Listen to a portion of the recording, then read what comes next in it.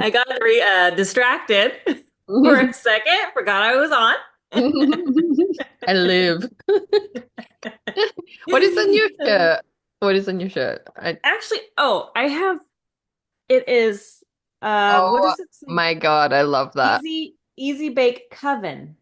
Easy bake coven. That is everything. Yes, feel a little witchy today. Yes, I felt your witchy vibes. Thank you. Yes, we were vibing the purple I vibes know. today. I Yes. almost wore, I just got a purple shirt like that that says the audacity.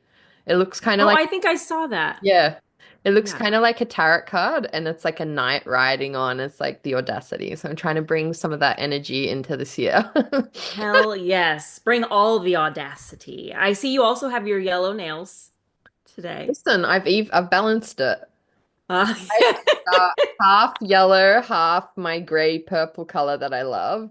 I feel like that's a very like good representation of your personality. Literally. Thank you for knowing that. I do love like off kilter. No, what do you call it? Mismatched. I love mismatched. I usually wear two different earrings lately. But obviously today I've got these shining stars that you gave me, these little blow up Yes. dogs. They look good on you too. I get Listen, on you. I think the peach with the purple, it's Yeah, good. the colors are coloring for you. I feel like that pastel is now maybe your vibe with the black shirt. I just See? want to say thank you, Mama Ru. I know you're not, but it's giving those vibes right now. Well, welcome. Yes. Do you listen? Welcome, everybody. Welcome to the Publishing Persuasion. I'm Angela Montoya here with Melanie Schubert. She is laughing. I don't know why. I'm She's got it. laughing because look at you steamroll me before I could introduce the show. You were like, must report for duty. It's true. I don't know why. I can't like it's like the thing I have to do to start the show. I have to ask you Typical. first, how are you? Like that's I have to know before we even get going. That's okay. Melanie, how are you? Yeah, I'm good. I I mean, I feel like I want to right now take a moment of gratitude for our queen and goddess, Mama Japara, who talked us both down off the rafters yesterday. That's all I'll say. I just want to give her a moment of gratitude and thankfulness for her wisdom, her firm, cerebral slap. Yes. You know what I Yes. Yes. mean? That is so so true. And I think that's the beautiful thing. And again, that's why we always talk about like find your community because you need to have friends that can literally slap you or Mm, hug you or, you know, push you, whatever it is. Like you need to have these people that you can trust with your darkest moments, your best moments, and no matter what moment it is, they're there to hold you mm. and drag you if you need to be dragged. And so, yes, you need to find the Jessica Parras in your life, the Melanie Schuberts in your life. Like you need to find those friends that are there to hold your hand through the good and the bad and to That's remind it. you to bitch, shut up, keep going. Yeah, it's a rare person who heals as they figuratively wound, you know? Like those and I think it comes back to the word trust. There are just some people, they just want the best for you, you know? And so whatever you bring them that day, they're gonna come from a place of wanting the best for you. And sometimes the best is just like, just keep going, just like you're fine. You know, sometimes it's like, I will hold you while you bathe us in tears. You know, sometimes it's bad. But sometimes Yes, you yeah. need friends that are just like, listen, I'm gonna tell you today that this is not what's down. So Yeah. I had to just take that moment because I know that yeah, our little DM Yes. chats always bolster me and remind me, yeah, like why I'm even here.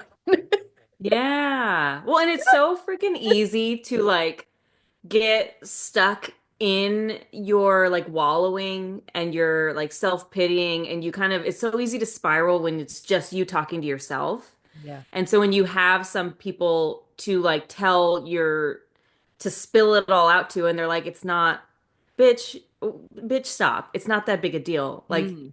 you're fine. You know what I mean? Or Yeah. like, this is actually a good thing. Like, chill out. Yeah, I Because we can just yeah. drown in our own, like, I think it's very common, even just talking to Lisa now, it seems to be so common across writers, which makes sense. We're such overthinkers that we literally create entire other universes and write about them. Like, it makes sense that that would consume us sometimes as well. Like, that Yes. sometimes you like, oh my gosh, like I can't, especially like I had the like worst period this month. Not physically I wasn't like in that much pain, but emotionally she ran me through the ringer. Dude, it was like I had taken like some kind of hit of God knows what, like the hit of hormones that came, the way it turned up like I'm a sensitive overthinker to start with. This bitch turned up my dials to like 10 times the usual emotions and feelings about everything. So naturally, everything becomes like catastrophic. You Yes. really have to like, and like, I'm old enough and ugly enough now to like talk myself down, but you're still having that freaking hit of hormones that's telling you the sky is falling. Oh my God. Well, and I don't know if this is how you get to, but like you recently celebrated your birthday. Yeah. But for me, like every time, and I honestly, like, I really love my life. I really, really am grateful for the life I live. But when it gets to birthday time, like I become this like weepy bitch where I'm just like, like, nobody loves me, or I don't like, I just start like thinking of all the things that I've ever done wrong in life, and like, oh, I could have done this better. I would have been here. And it's like the only time I really feel that way. Really? Yeah, That's I don't know why. fascinating. I get in this weird like funk where I'm just like, nobody cares. I definitely do that on every second period because I've got one lazy ovary and she's the one that gives me like the mega hit of hormones. And Christmas, like around the holiday season, I can Yeah. get like that. Birthdays, we never really super celebrated them, so I haven't had a chance to develop that particular trauma. But I can understand. No, I've definitely had I think it's these milestone moments where I don't know. Sometimes I think because it's so hyped up by society, and because sometimes on those days or those periods of time, and when it comes to like a holiday or whatever, you do have some magical moments. There is a lot of energy in the air, but sometimes it's not, hasn't come to fruition what you want, or you're like arguing with this person, or you're not speaking to this person. And so sometimes those moments is when you're like, wow, another year passed, and this is like this, and this is like this. It's just like a moment of reckoning, but maybe that's like a healthy like passage of grief. Like it's not necessarily like a bad, Mm. sometimes where society really wants to jam down our throats to be happy all the time, but like sadness, grief, like all our range of human emotions. Like, it's that I mean, I don't know, it sounds like annoying, but like it's true. Like the sweet isn't as sweet until you like have that moment of the bitter and then you really realize how sweet the sweet is or whatever, like Yes. it's just that moment of like having that season of I don't know, letting those emotions free as well. Maybe you feel like it's your Yes. party, you can cry if you want to. Yeah, I don't know what it is, but yeah, and I just have this moment where I'm just like, I'm so like scorned. Like I'll just sit on my stairs like Bitch, I love this about you. I can so, especially reading your recent book, Carnival Fantastico, I've discovered a little part of you, the little, like, a little bit of a pouty diva. She's in there too, isn't she? yes, I yes. love it. You have your moment crying on the stairs. I think you should throw more tantrums. We shouldn't I all have to have it should. together all the time. Have a Yes. tantrum, throw a vase, and don't throw a vase. I just might. I think that would be great actually. Yeah. you know, especially like Yes. you've been a mama, you've always had probably had to just feel like you got to keep your shit together. Maybe on your birthdays, like the one day you feel like you can just like have a freaking moment where you just feel like shit. Yeah. Oh, sometimes, man, I get a chip on my shoulder and I just fucking hate the world. And I just like Yes. I leave my house and I'm just like, bitch, do not look at me the wrong way. And like as somebody will walk past, they were probably just minding their own business. I was like, fucking walk closer, cunt. Like and every fucking person who crosses my path, I'll be like, did you look at me funny, motherfucker? You want to start something? Yes. Do you ever have Yes. days like that? You Oh my, just want to all the like, time. and even if somebody's being nice, like, shut the fuck up. Oh, I hate when people are too nice. Like, I'm like, there's no reason for that. Like, what is Don't that give me about? your Like, fakeness. yes. Oh my gosh. Yeah, don't tell me thank you. Like, ugh. Yeah. I just believe we're in we should be allowed to just kick off and have some grumpy days. We're not meant to be nice to everyone. We're not meant to like everyone. That's good. It's healthy. Let you have your little bitchy diva moment on the stairs. Maybe yell at your family. Give yourself a day of it. Y yes. I deserve it. I deserve this. You've earned it. I'm too patient and kind and wonderful every day. I should start yelling more often. Exactly. Exactly. No, Yell but this the days actually off. reminds me because I got an email from my agent Oh today, yeah. and she was just because I was pitching ideas, and Mm, she just emailed me to tell me that she hadn't gotten to it yet, but she'll get to it next week. And mm. I was like, "Oh, no worries." But in my head, I was like, "Worries." Like I am. The realness of that. I was just like, "No problem." But in my head, I was like, "Ah." How many times have we like typed that like totally and tears are streaming? I'm having a fucking great day. And you're in bed and Yes. showered. Yeah. Yeah. I hope your weekend was great. Oh, it was amazing. It was so good. Like I wallowed all weekend. It was fabulous. This is why we're so funny because we just have a lot of trauma and we choose to laugh at it. It's true. But if you It can't is laugh true. at your trauma, I mean, good luck.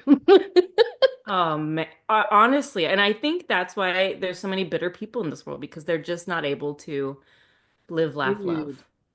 Yeah, I'm doing this meditation at the moment, another one of like the 21 deep days of Deepak. That's not what it's called. It's a one called Getting Unstuck. Oh my God, the Mm. way it's hitting. Like, what did you just say? They was directly relating back. Oh, it's like the way it's framing like how you can like repaint your own narrative was one of the recent um meditations I did, and he was just saying like a lot of like what we're experiencing is the narrative we're telling ourselves.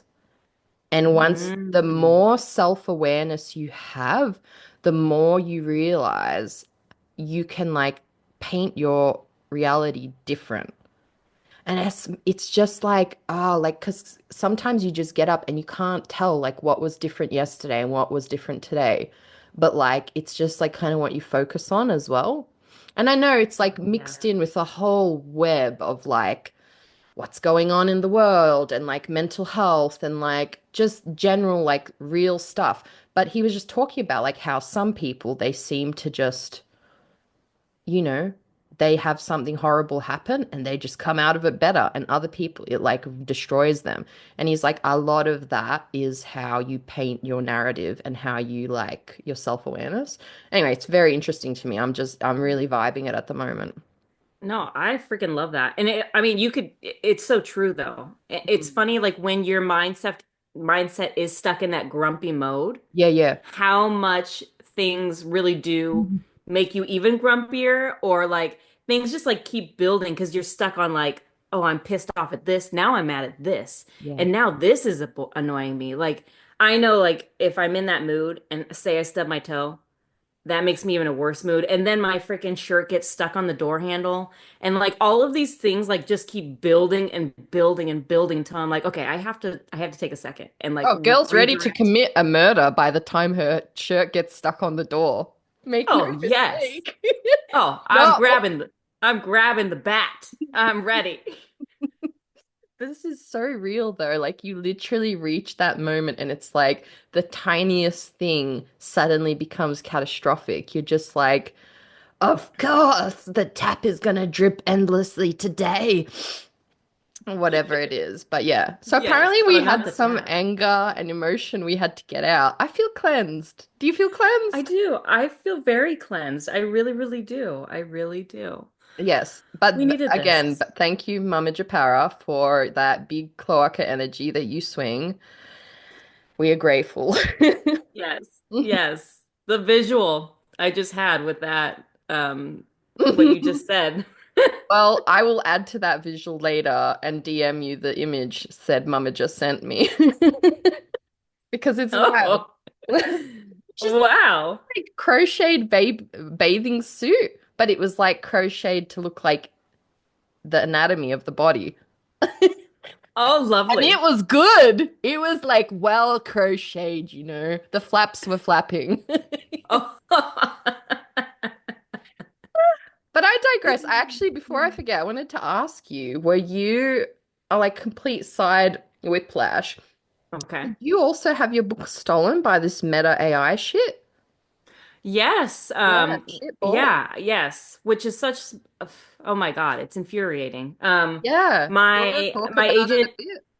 yeah, to be honest, like from what I understand is Meta, used basically the entire world's friggin' catalog of Yeah. books to train its AI. Um, and so I know I've received a few emails from my agent, and Mm, she was livid, rightly so. And so she contacted all of her clients who have published books. She's contacted our editors. Our mm, editors have been in touch.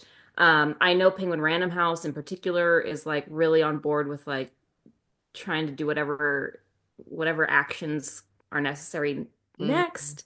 But yeah, it's bullshit. AI is such a dangerous, like weird It's so fucked up. thing. My Yeah. favorite quote, and I'm probably going to butcher it, but our dear friend Katya posted in her stories the other day, somebody had put the quote like, AI is like, it's basically like a way for the rich people to buy skill and take away the ability of the skilled to earn money using their skill, that kind of thing. I was just like, fuck, that's it, eh? It's just a way for like, yeah, I hate it. I hate it so much. I just want to like hug everyone who's had shit stolen. That's really comforting. Like, actually, like Katya brought up, she's like, you guys like maybe bring it up on the pod and like we should ask like agents like what, because yeah, I think everyone wants to know like what's happening, like what Yeah. action can be. I'm quite encouraged to hear that like a big like the Penguin Mama House is like enraged.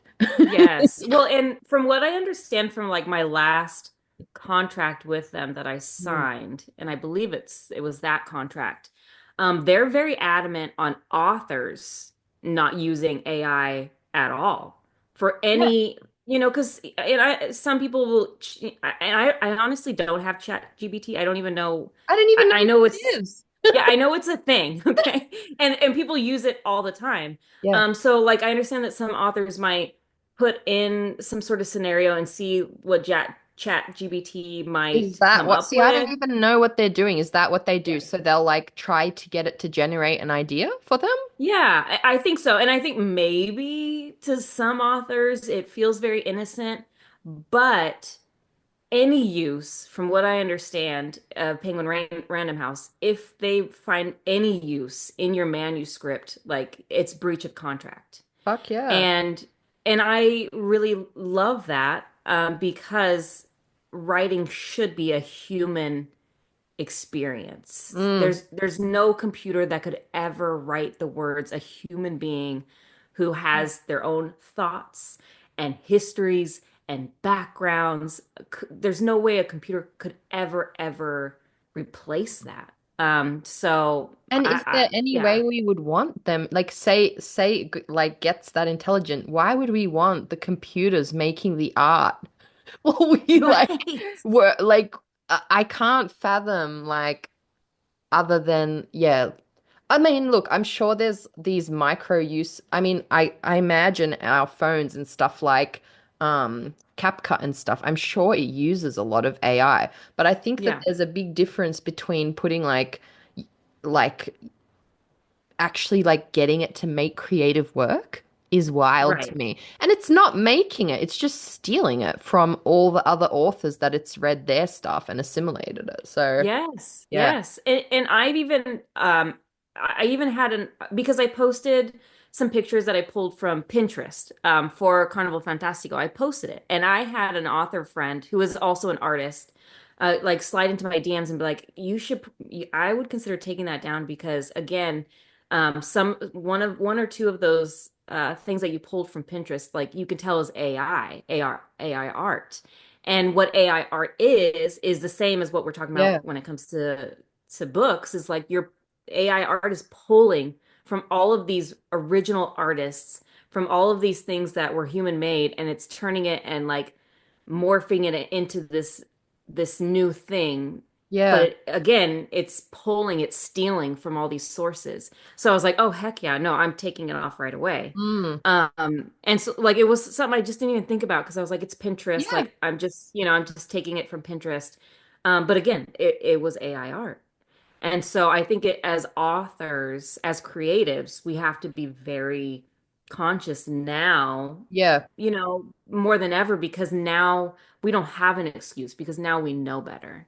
That's Where it. before I think when it was kind of first I think it starting, was fun at the start. I remember being like, oh wow, I can type in like draw me like especially like when you're writing in fantasy worlds. I found one of those little art bots. I was like, yeah, oh, let's yeah, try make my character. Like the kind of possessed art that it popped out for me was like, yes. there wasn't much happening anyway, but yeah, it seemed really innocent at the start. But the problem is that like, yeah, as it goes on, it's literally like these like it's like giving people who have the money to just buy these robots, then they just use that. And then Hmm. it takes the artist's job, but it's still sucking the artist's art to learn how to make it. It's such Yes. bullshit. It is. It feels like we're living in a sci-fi story that Jill 2 has written. You know what I mean? Like Yeah. it feels Right. like dystopian sci-fi, but not in a good way, as Jill 2 writes. So yeah, I think we're like heading into a weird, slippery, nasty slope when it comes to AI. And so Mm, hopefully all the publishing houses across the board sue Meta to the ground. I yeah. don't know. It's weird because we're posting about it on Instagram, which is owned by Meta. So like so I don't know what like I don't know what the solution is here because we're still I love Instagram. I Mm, don't do Facebook. Like I'll do it if it because it's like linked to like my community. So I'll check Facebook for like community events. I hate Facebook. I And I've hate noticed on Facebook they use so much AI shit on there. It's creepy. really. Yes, Okay. and I think because it's an older Ah. base, Oh, they an don't know older the age difference. group. Whereas we see it and we're like, ooh, like I was gonna say when you brought up Pinterest. So I haven't been on Pinterest in years to the point where, so because I wanted to do like a little mood board or whatever. And I was like, oh, I'll go on Pinterest. The amount of like I found it actually frustrating the way it's set up now. Because you used to Mm, hunt and it would like show you pictures and then it would like recommend other ones. And the more you clicked, the more you'd like find something. But now yeah. it does seem to be like super AI propelled because the more I tried to search for something, it just went down a weird route and none of the pictures looked real anymore. Mm, hmm. And I was Yeah. like, wait, and it was so like I don't know, so flashy and in your face. And like, look at this picture, look at this. It wasn't just like a little treasure hunt like before. I don't know, they've changed something. As someone who hadn't been on in years, I was like, I'm afraid Pinterest is watching me and now it keeps sending me emails. I was like, fuck, I didn't Oh, know that it's gonna send me emails. So anyway. they're always watching. Yes, They're I'd like to always, ask some of our agents, and again, thanks to Katya for the idea. yeah, We should ask some of the agents that we have on, like, what are their, like, what's gonna happen, like, because yeah, they would be the ones who know the most. They'll have the yes, information about what can be done, um, about all this work being sucked into the training machine. But anyway, I was just right. curious. I'm sorry that yours were on the list as well. It seems like it just sucked in everything it could find. Yes. Every, like, honestly, across the board. It feels like every book ever Mm. written in history was fed to the beast. So I don't know. I don't know where we come from, where we go from here.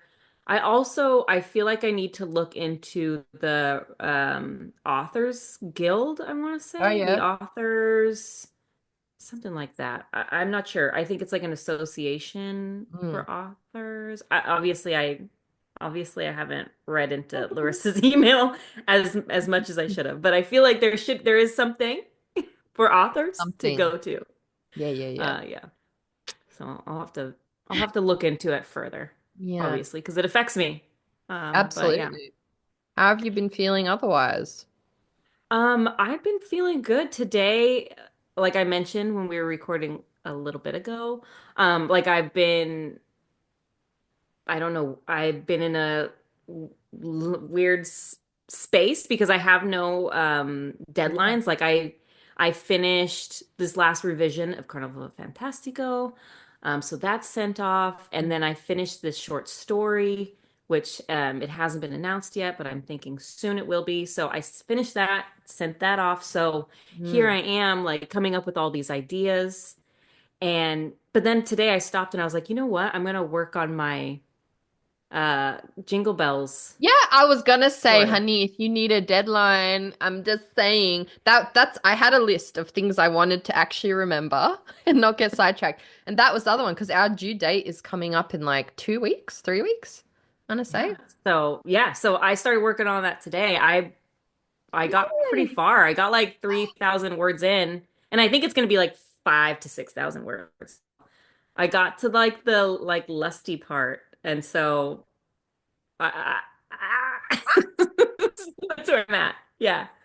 So yeah, it was a fun distraction, and honestly, it was like a really easy thing to write. Yay, I'm so But glad. thank But you. Thank you. But and I don't know if we're talking about this episode or not, but the books that we read for, well, we'll probably talk, I don't know when you want to talk about it, we but can do it today if you want after when we finish this. I'd be down. well, I probably can't Someone. today because I have to go to a dinner. Oh yeah. But reading these like smutty books has made me realize that like I need like the like love connection. Like I Oh, it wasn't okay. Yeah, yeah, yeah. Save this for the discussion. This is yeah, hilarious. yeah, yeah. This is gold Yes. class. So Okay, like hilarious. as I'm writing this book for our Mhm. anthology, I was like, okay, I have to get them to like care for each other first. Like Gotcha. I need like in my romance, like I can't just have or erotica or whatever. I can't just have like the bang. I need like a little something first. I need a little connection first. And Yeah, so that's what I yeah. was working on today. Little I was bit of building. foreplay. Read a foreplay. That's fair. Yes, yes, yes. But I'm just so glad that you're having fun writing it because, like, that's what we wanted to do it for. We wanted it to be just like a fun, silly opportunity. And what I will say those books do for me, though, is the humor.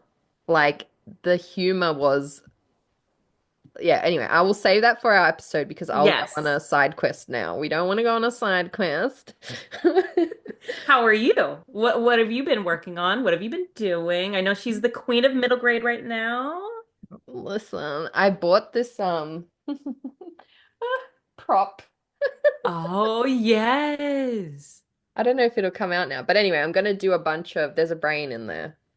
So I've got Yes. a bunch of stuff planned with that. Um, Oh, the promo she can do do. the promo for Castle of Horror Anthology Volume 12, coming out May 6th. My story is Sentient Slime about Einstein's stolen brain. Um, so yeah, I feel like writing those little horror anthologies has really gotten me into the horror lands. I've been catching up on some classic horror, like yeah, it's so funny. Like some stuff you just don't think about. Like I've talked about how like I grew up like very conservative, especially like when I was younger. Like there was just so much like we didn't watch a lot of stuff that like the other kids were watching, you know? Yeah. So I watched Furbies for the first time in my life, one and two. Furbies? Oh, Gremlins. Gremlins. Sorry, my bad. Furbies. See, I don't even Furbies. know what they're called, but the Furby's the toy, right? Yes. Yeah, yeah, yeah. Yeah. See, Gremlins. Gremlins. Gremlins. I watched Gremlins for the first time on the weekend. It was glorious because I'm trying to Isn't that get such a fun movie? okay. Like I don't want to go too ranty, but my fucking goodness, it's brilliant. And like even after it's made before I'm born, and even after all this time, like it's iconic. Like I cannot believe how it holds up. And I gobbled it up. And it's just wild to me. Like, I have gravitated in the end to writing horror, not realizing that, like, a lot of iconic horror has this goofy, dorky voice that is me. I'm a big old dork. I like naturally lean into the goofiness of things. And so it's so fun for me watching like what my friend Claire calls like, what does she call it? B horror. Like I know B grade horror, but she had a funny way of wording it that I loved, and I was just like, yes, I'm so here for the B horror vibes. You know what I mean? Yeah. And that's totally you too. It's your nails, bitch. Like Right? we've got the yellow and we've got the dark gray or black or whatever. And well, it's interesting because I've been like researching Gothic stories, and they were saying like a lot of with Gothic, it is that mixture. It's having the really dark with the light. And I feel like same way with horror. It's having that like terrifying moment mixed with the laughter and Yeah. hilarity and quirkiness. It's like you got to have that balance. And I could you have that. Listen, listen, you. Flattery will get you everywhere. But like when that like she gremlin started, like I lost it. Like there are a few moments I genuinely was just pissing myself laughing, which is like it's hard to do. It's like hard to surprise your audience like that. But yeah, it's also been really good for me because I'm like wanting to make sure that I am hitting yeah, like I want to do my due diligence to the horror gods that have come before me and make sure that like mine feels like it should, you know, that it's not that it's scary enough, that it's Yeah. not, especially for middle grade, it's like a bit of a fine line to walk. Although kids can like the kids who are reading horror, they can handle more than me. You know, like I'm still a scaredy cat when it comes down to it. But yeah, so she's having fun. I'm almost-ish halfway through my revision for my middle grade. I am on track to get it to Sandra for April. So hopefully have something in the trenches. I don't know, depending how good this revision is. Like I'm fine-tooth combing it, even though I know that she might read and be like, maybe change this, which then I'll be like, dang it, I shouldn't have fine-tooth combed it. But if I nail all the plot points and I did the fine-tooth comb, we could be in the trenches with this one very quickly. Hell So it's yes. like, Has she read this one before? she's read the first, like, I want to say 4 chapters. So that was Cool. one of the ones that when she signed me, she was like, yes, I love it. I'd like to see it eventually. So once I was done like freaking out about being on submission with this adult book, I was like, bitch, get to work. Like, you know, your agent already said that she wants this. Like, get to fucking work. So, yeah. Yes. Get to work. That's it exactly. Like just like how we were talking with Lisa, and I won't do a spoiler on what her advice was, but I think that's it. It's like just Just keep going keep going. Keep until doing the unless you work. need a rest, and rest is definitely a must. But yeah, I think for a lot of us, writing fills a lot of, I don't know, chakras or something. It fills a lot of parts of us. It heals it. It's not just exhausting, which is why it can be so complicated to unwind ourselves from it and actually have a break from it. But yeah, Tell me about before I forget, did it. I Okay. just order 500 stickers with our new logo? Absolutely, I did. Well, good, good. Exactly. So That you're gonna Legos. be wait, I think I ordered, did I order 1,000? How many did I send you last time? Uh, 250 or 500? I would say a good 2,000 is what you sent me last time. Anyway, you're gonna be getting half. So Sweet. I was gonna send one again to anyone who wants one. Maybe you can send some of the American ones. Yes, yes, yes, of course. No, and I give them out whenever I go to conferences and stuff, so they're a hit. Should we? Now, I don't know whether to read Yeah. Lisa's full bio because she read a lot of it. She Right, yeah. did her intro, but I don't know where I would start otherwise. I'll just do it. Okay. So, all our Cloaca wildness aside, no, I don't want that segue. Ah, we were so lucky to have the amazing Lisa Fuller on today. She's an Aussie icon. I fucking am obsessed with her book Ghost Bird, and I can't wait to read her new one, Washpool. So, Lisa Fuller is a Wuilli Wuilli woman from Queensland, also descended from Wakka Wakka and Gooreng peoples. She's lived on Ngunnawal and Ngambri lands, Canberra, ever since 2006, where she is a lecturer at the University of Canberra. Lisa is an award-winning writer, editor, and literary agent at Alex Adsett Literary. I believe it's still called. She loves to play and finds herself working and publishing in varied spaces. Her work often grows from love for her daughter, niblings, country, and community. She's amazing. Yes, she's a baddie. I think this was a good ep. I feel like Yeah. it was quality, good work. Good work. Good work. I think it's the earrings. They bring you luck. And welcome. We're so happy to have you. Melanie has been so pumped about getting you on. She has been insatiable. She is so pumped. She's so excited. She's a huge fan. So welcome to the show. Can you tell our listeners a little about yourself? So my name is Lisa Fuller. I'm a Wuilli Wuilli woman, also descended from Wakka Wakka and Gooreng peoples. I come from a little place called Southeast Queensland called Eidsvold, but I've lived on Ngunnawal and Ngambri country here in Canberra since 2006. Amazing. Wow. Yeah. Welcome. Welcome Welcome. again. Yes.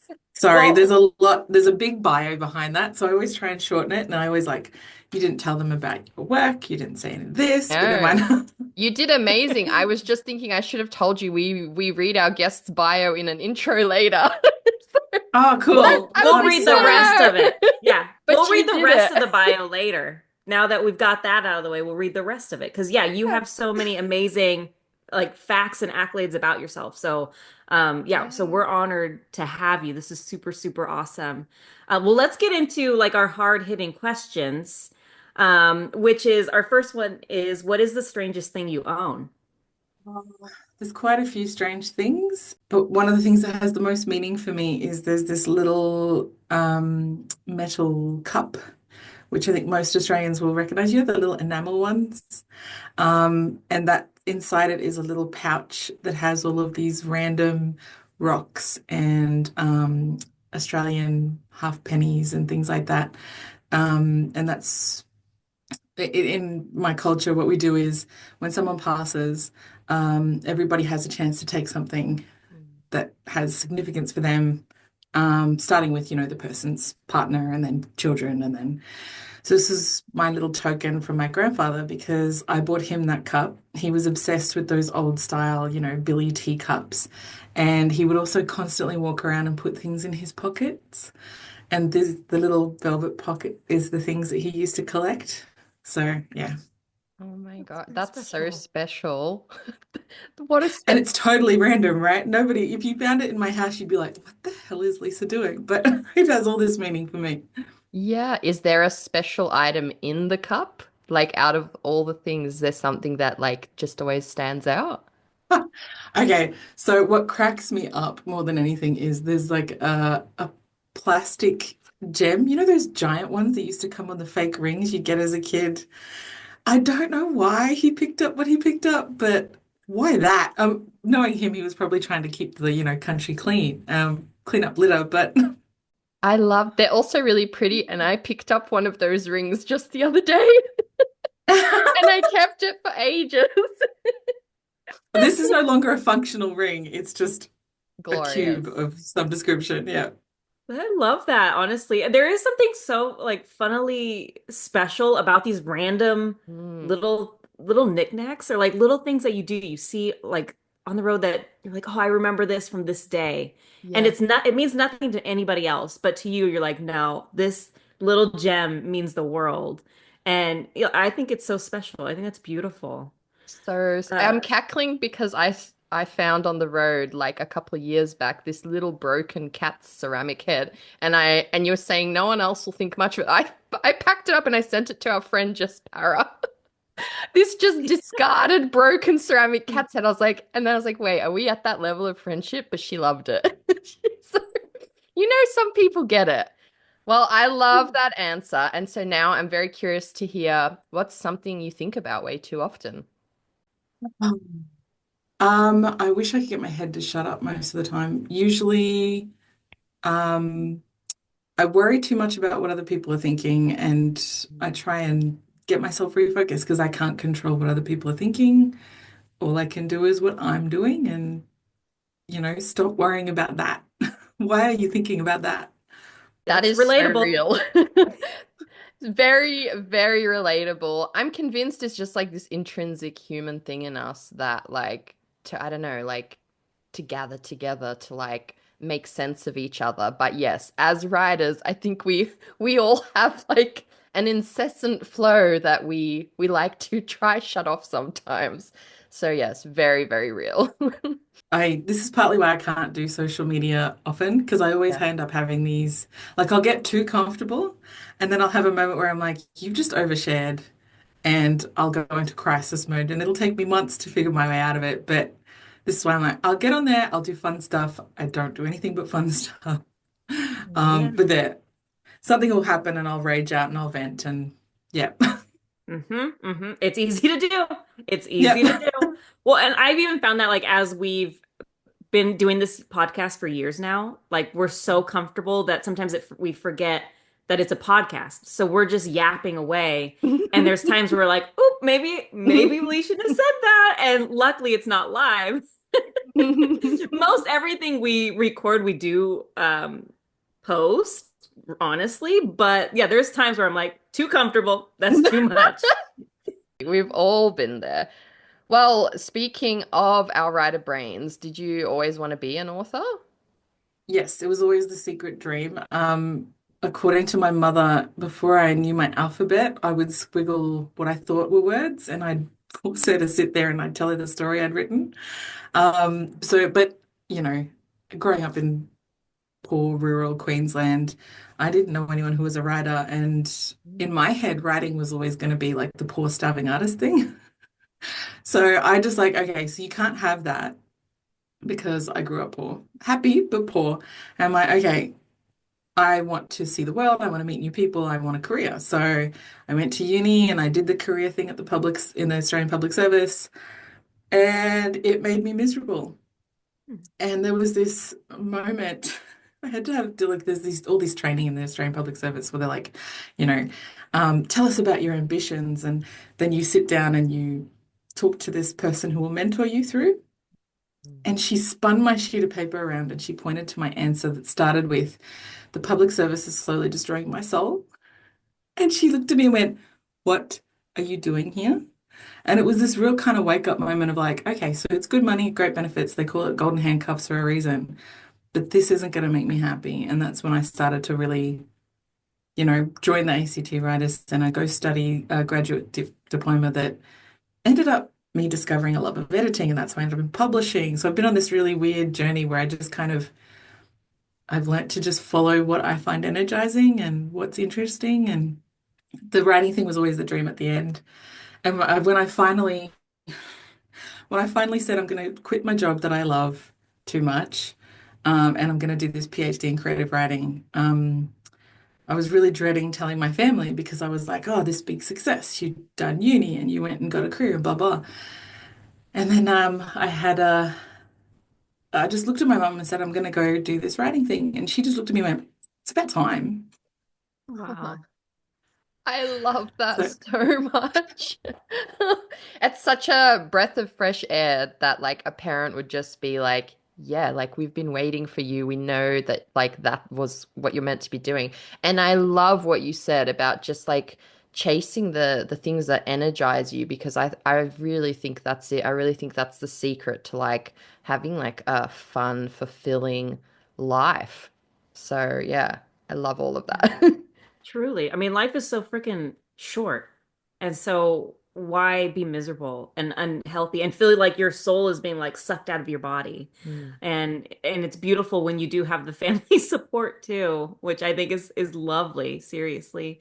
Can you tell it like take us from when you had that conversation with your mother to like here I am now Mm. publishing, being published. Like, tell us a little bit about that. Was editing first and then writing? Like, tell us a little bit about that journey. yeah, so I survived in the public service as a policy and program officer for 7 years. And then I ended up doing my graduate diploma in professional writing and editing. And I ended up working at Aboriginal Studies Press, which is a little government publishing house here in Canberra, and loved it. Spent 7 years doing it. Discovered jobs can't love you back. I had no boundaries with my workload, so I was not doing good things.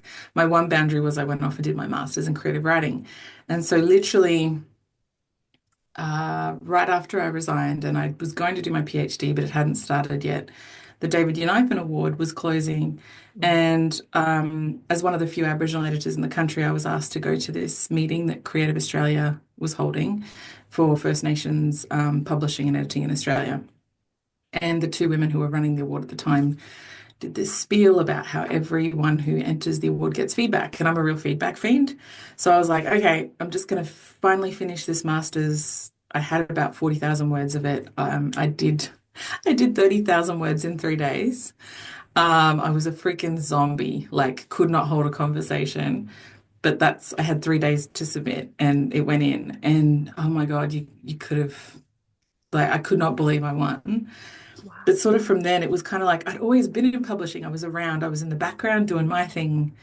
And then it was kind of like, oh, you've arrived. And someone even said that to me. I'm like, arrived where? I've always been here. But yeah, it has been a different sort of experience. And, then I fell into the PhD and had a child and went AWOL. And now I'm back. We're doing more publishing, and that's been really exciting. Yes. Oh my God. What do you feel like has been the hardest part of your journey so far? Which part? Yeah. At what time? Whichever one is screaming the loudest right now. Right now, it's balancing the workload when all I want to be doing is writing. I mean, I got a job and now I'm working at the University of Canberra. I'm a lecturer in Indigenous Studies, so I feel really lucky. Um, but it's supposed to be teaching and research, and my research is my writing, which I was so stoked about.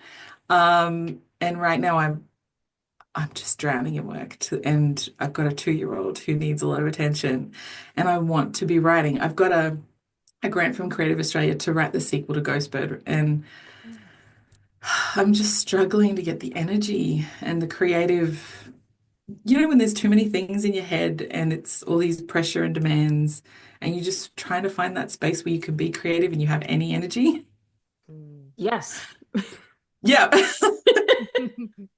Yes, you're speaking to our souls. Yeah. That We're struggle is real. Yes. Yes, I do. I understand. we're holding you. Yeah. Oh, thank I you. mean, how are you sort of like surviving through this time in your life? Like, are you able to find balance in some way, or is it still just like we're battling through?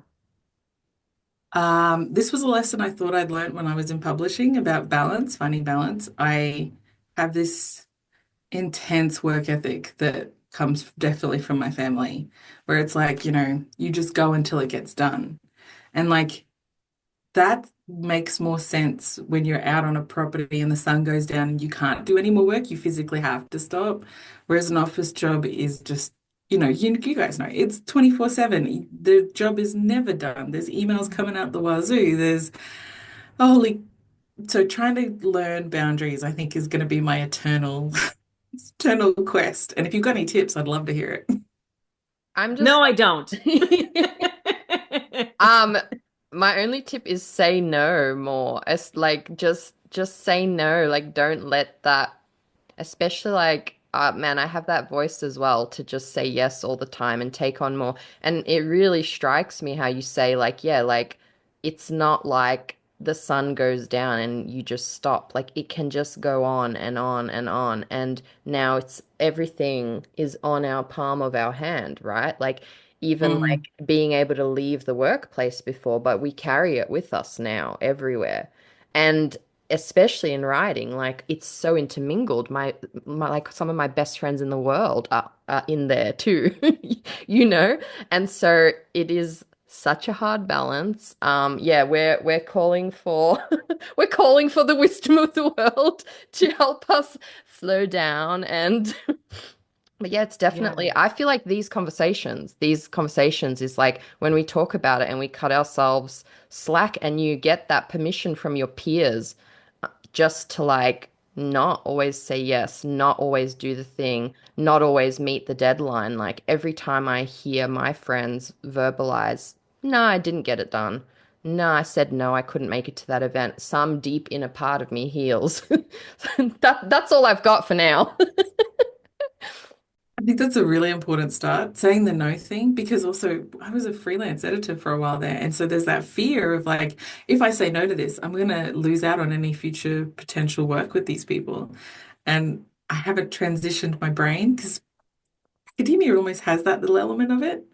In Mm. when you're a sessional, if you don't say, yes, I'll teach this class this semester, next time that class rolls around, you don't get first look in to say yes or no. But come on, you're Lisa Fuller. You're a star. I said this to Angela the other day because she said similar things. I was like, mate, listen, no one's gonna forget you. Like, you've already made yourself iconic, and like, it's okay. Just in case my 2 cents helps, it's okay. Rest. You've already done the thing, you know? Like, tell them no. Yeah. They can wait because you're the celebrity, you know? Yeah. Yeah. Yeah.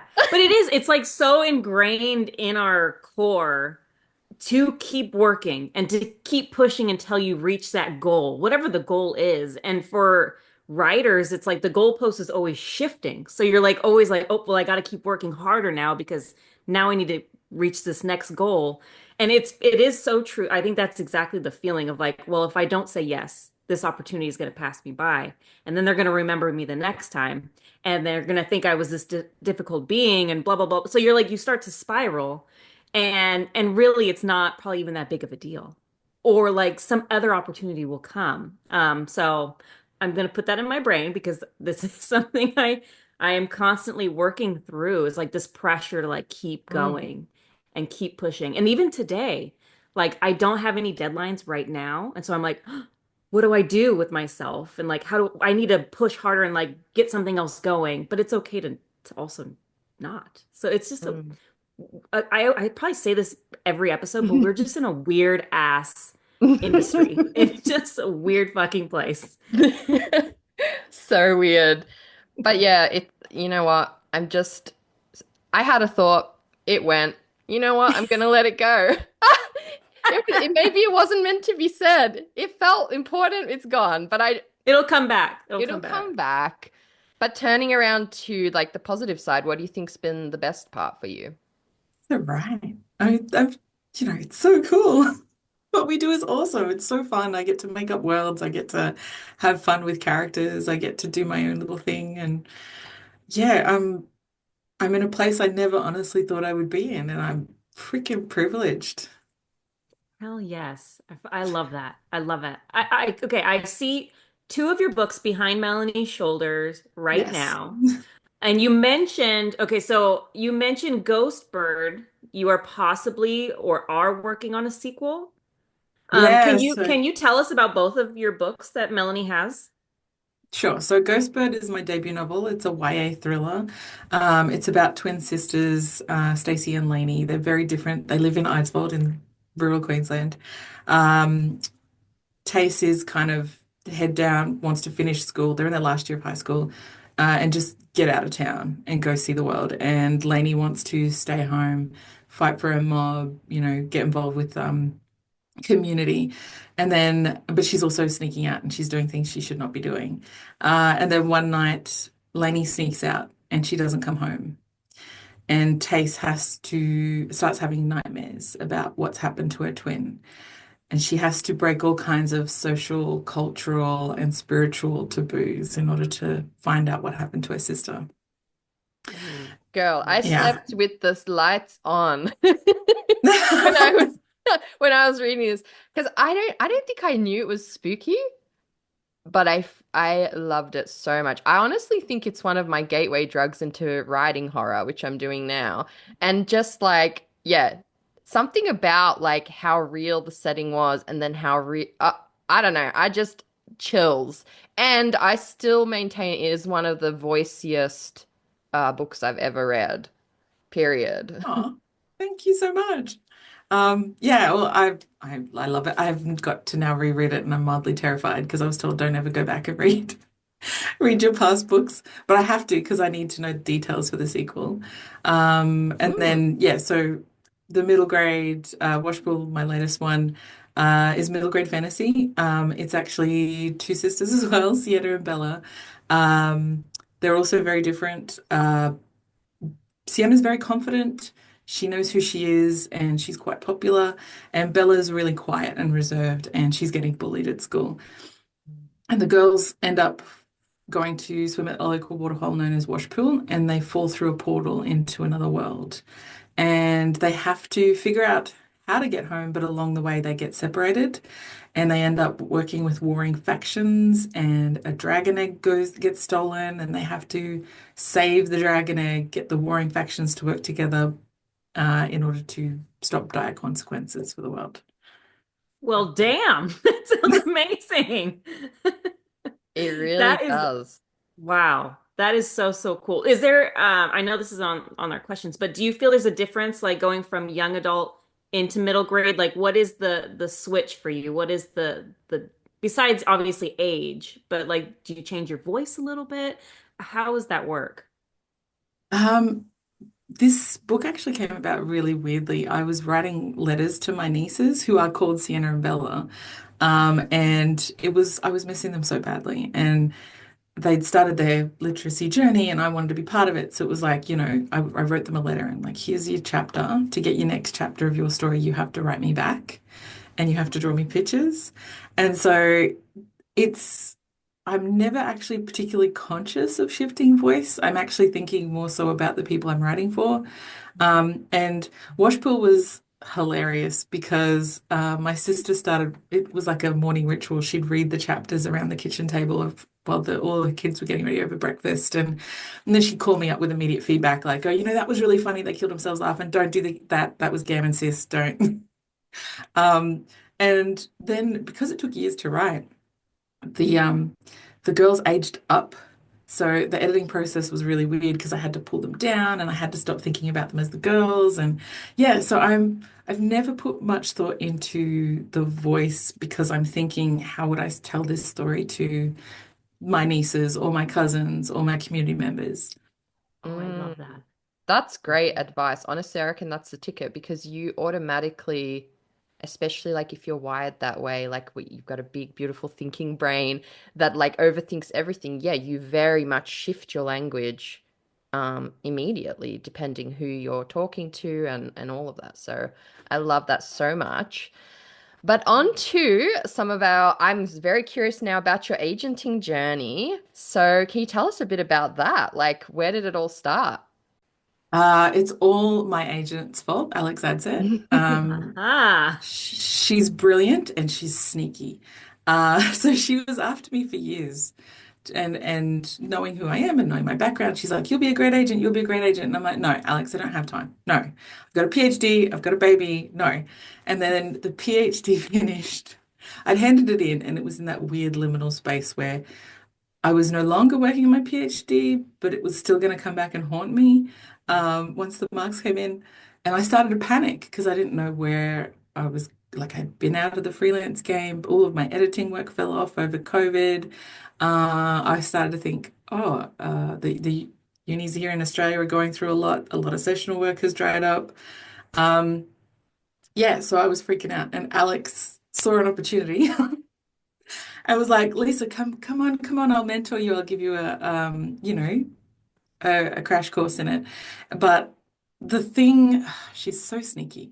The thing that sold me was she said, because I never wanted to be put in a position where I judge other writers' work like that. I did it in publishing, but it's kind of different now because you're talking about my colleagues. And I know there's a lot of good writing out there, but I also have my weird tastes, as I call it. But Alex's three rules are what sold me. It was you have to absolutely love the work to the point where you will fight for it with multiple publishers. Um, you have to be absolutely sure that you and the author have a good work can build a good working relationship. And you have to be certain that you are adding value to this person's journey and career. And those three things just really hit home for me. I'm like, I can do that. I can help somebody build a career. And yeah, now I'm now I'm doing it, and it's really hard because there's so much good writing out there, but I'm looking for those things that I love with a passion, and I just want to grab and yell it to the every single publisher in sight, like, you need to publish this book. That's what I'm looking for. Yeah, well, like what is that thing? Is it just like personal preference, or are you like looking for specific things, specific genres? I'm just being nosy at this point. No, go for it. So different agents obviously work very differently, but the way we work at Alex Adsett Literary is very much personal preference, because the reality is it is down to personal preference, right? And so we all four of us are massive speculative fiction geeks, and but we also have our own different tastes around that, and we're all kind of rom-com lovers, but we have our like, we like our tropes, we have our things that we enjoy. But at the end of the day, I'm open to a lot. I think for obvious reasons, children is a real love for me. Children's writing, be it YA down to middle grade and junior fiction and picture books.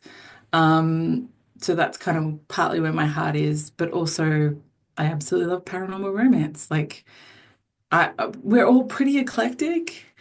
What I'm looking for is, yeah, I guess voice is a good one.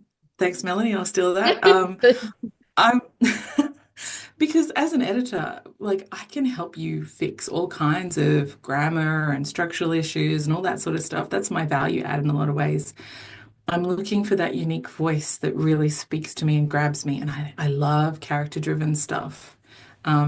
Interesting characters doing weird things and gray characters and yeah. But like if it's a good voice, I think that's the way to capture me.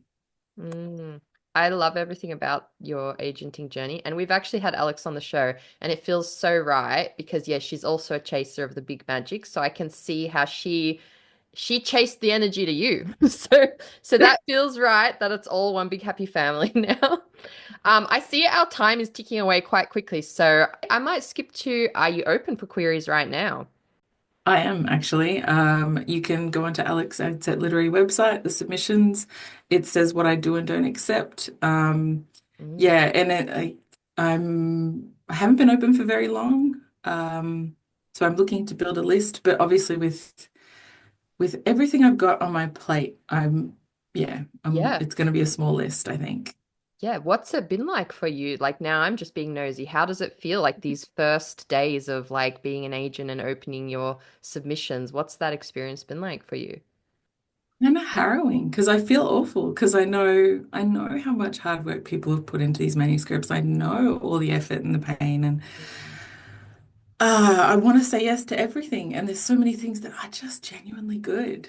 But the reality is with the publishing industry, I need to be selecting something that I will fight for. Um, and like, I'm in a weird space where publishers are out there. They know I'm out there. There's not that many agents here in Australia. We actually aren't necessary to get published in here in Australia. Um, but I don't have a reputation yet, and they don't know what my taste levels are going to be like, where it's going to match with other publishers and editors. I'm seeing this whole thing play out where it's definitely, Alex calls it matchmaking. So Mm, you're looking for the best place for your author's work. And to create that relationship, you have to build these relationships to understand where the editors are coming from and what the publishers are looking for. And yeah, I'm mildly terrified, understandable. but really excited because I think when I find like I've already said yes to my first, like, send me your full submission. I really want to read it. That was very cool. So yeah, I'm trying to focus on the positives and the ones that were exciting. But that's yes to look at the full thing. There's multiple stages to this agenting thing that you guys probably know all about. So yeah. Yeah. Even on the author side, I can't even imagine all the stuff that an agent has to go and do on a single day. So, hats off to you guys and for being that like go between, that person that's out there fighting for us and for our projects and looking for the right fit. We love our agents. You're Yeah. some of our favorite people to have on the show. Okay, well, we're down to 2 minutes, so I want to ask our favorite question, which is looking back at all you've accomplished, what advice would you give a younger version of yourself before you started this journey? Just right. It doesn't matter what else is going on. It's gonna suck for a good long while. And it will still have stages of really sucking badly, but just right. That's it. That's Mic drop. yeah. That's so real though. Like if you just keep writing, like somehow you turn around and you've got another book, you know? And and if you're not writing, it's more miserable anyway. You know what I mean? Like the only Yeah, thing more miserable than like writing and having this like struggling journey is never getting the chance to do that. Like that is the slow, painful death of the soul, right? absolutely. And I think I've learned that the hard way, like, the public service and Yeah, slowly realizing I was shriveling. My soul was leaving my body. So even if literally. nobody reads it, I need to be writing. Yes, feed the soul no matter what. That's it. That's the key. Well, thank you so much for joining us. This was a really amazing, beautiful conversation. It's great to meet you. Thank you for coming on. You are the absolute best. I can see why Melanie loves you so much.